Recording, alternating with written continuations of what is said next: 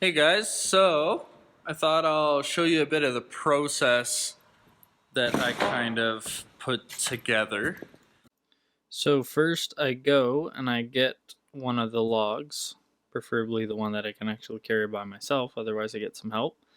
I stick it on the tables we attach to the chop saw, and then I line up one end, and if there's something I want to cut off, I kind of measure to make sure that I can cut off the big knot or something, and then I measure the other side to be exactly what we want.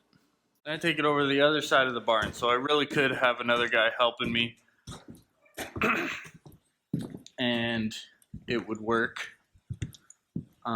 We wouldn't get in each other's way. After I cut it, I toss it in a pile, then bring it over here where I screwed some braces down to the floor, and so that they won't get stuck to the wood. And then once I cut the notches there, the seat cuts with this jig I built. This jig, basically, the first cut I make, right here, I line that up with the end of the wood, and then that's 10 inches in, which is where the first one goes.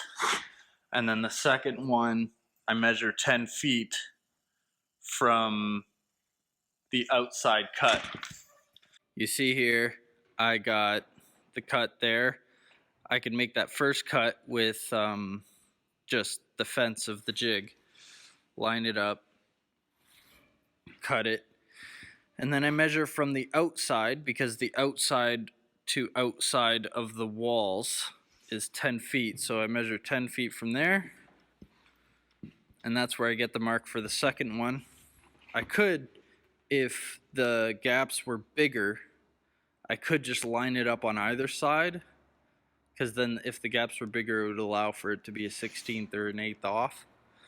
But I don't want to do that. I want it as tight as I can get it so it holds the whole structure square.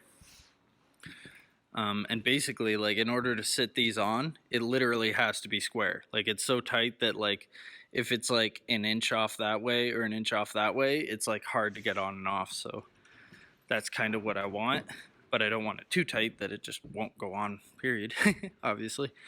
And then here, then once I bring over the layer, I mark down where the log is on the top of the log. See, it's already cut out there for this log and slid onto the top of the other one, but now I need to cut this down to the bottom of this bevel on a 45, because I want it to sit flat. You see that? So then I'm going to chop the top of the log just where that log sits down past the 45, and just basically, well, right on the edge there. And so I mark it, and then run it through a couple times with the skill saw. I got a jig here, just a very simple one, not as specific and perfectly square as the other one, just a couple things screwed together. And I cut on the outside of either side of the mark, because the blade is an 1/8, so it gives me an 1/8 on either side to kind of move the top of the log around, because getting it out would be a hassle to try and undo it without being able to have the log being able to wiggle a bit. And then what I do is, yeah, obviously I just snap out these guys with the chisel. Just go in there and pop them all out. Alright, and then this is what the cut looks like when I'm done. You're like, well, how did you get it from that mess over there to over here? Well, That's what I used that I did not expect the jig to have, was this. If I got this skill saw here, I hold this fence open like so and put my hand here, and now obviously I don't have my other hand free because it's holding the camera, but I just basically slide it back and forth until it hits the wall, and then slide it back and it hits the other side of the wall. Well, my mom came to help. So I'll do it to this one so you can see me actually do it.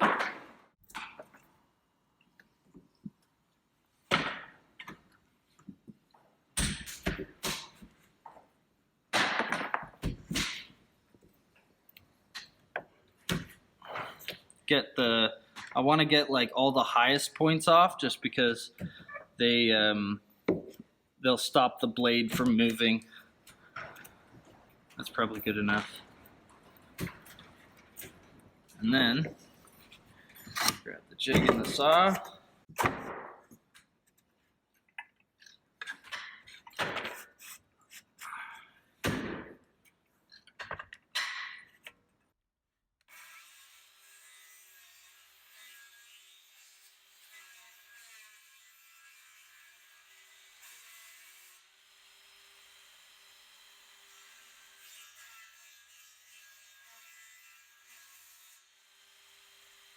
And you can kind of see after and before.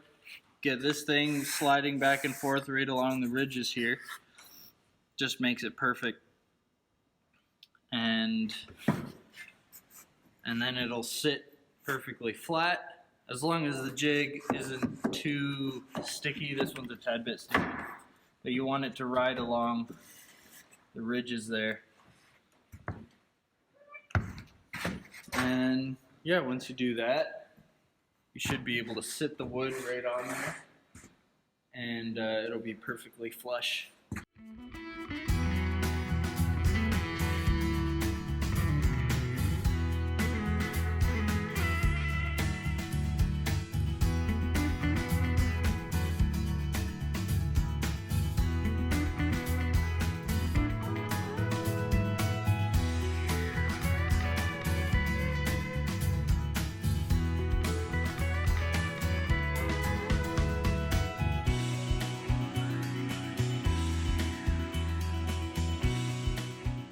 The logs that we're using for the joists and the rafters to hold on the floor and the roof, we had to debark them and cut off the stems left from all the branches.